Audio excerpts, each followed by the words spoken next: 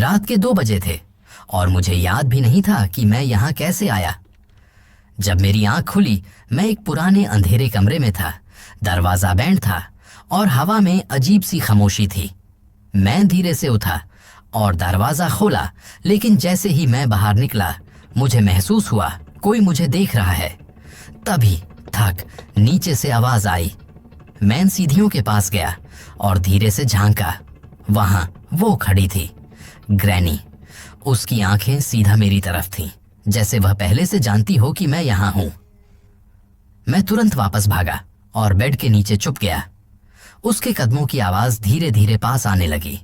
Footstep pause. वो room के अंदर आई। 1 सेकंड के लिए सब कुछ चुप हो गया। फिर वो मेरे बिल्कुल पास रुक गई। मैं सांस भी नहीं ले रहा था। फिर अचानक वह चली गई। मैं बच गया, लेकिन सिर्फ अभी के लिए। रात के करीब 1:30 बज रहे थे और बाहर तेज बारिश हो रही थी। मैं अपने घर जा रहा था, लेकिन रास्ता भटक गया। फोन की बैटरी डेड और आसपास कोई भी नहीं। तभी मुझे एक पुराना सा घर दिखा। मैं मजबूरी में उस घर के अंदर चला गया। जैसे ही मैं अंदर घुसा, दरवाजा अपने आप बंद हो गया। पॉज। उस वक्त मुझे समझ आ गया, मैं गलत जगह आ चुका हूँ।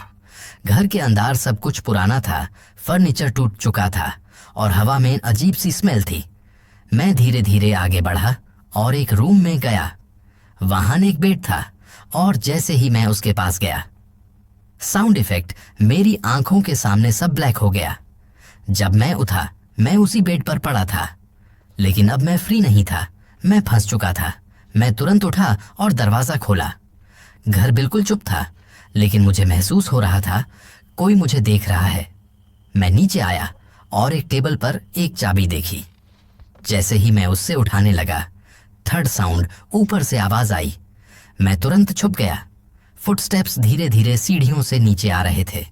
हर स्टेप के साथ मेरा डर बढ़ रहा था। फिर मैंने उसे देखा, ग्रहणी। उसका चेहरा बिल्कुल बिना एक्सप्रेशन के, लेकिन आंखें सीधा मेरी तरफ। मैं सांस रोककर चुप गया। वो मेरे पास से गुजरी।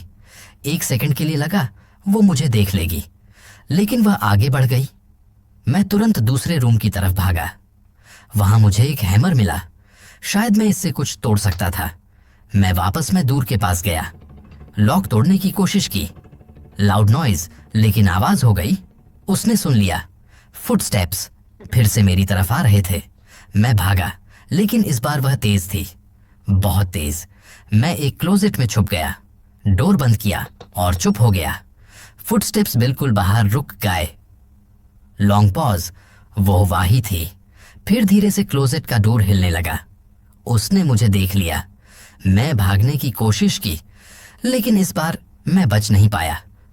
Short silence. जब मेरी आंख खुली, मैं फिर उसी रूम में था। सेम बेड, सेम घर, जैसे ये सब रिपीट हो रहा हो, लेकिन इस बार एक और अब ग्रैनी मुझे कभी जाने नहीं देगी।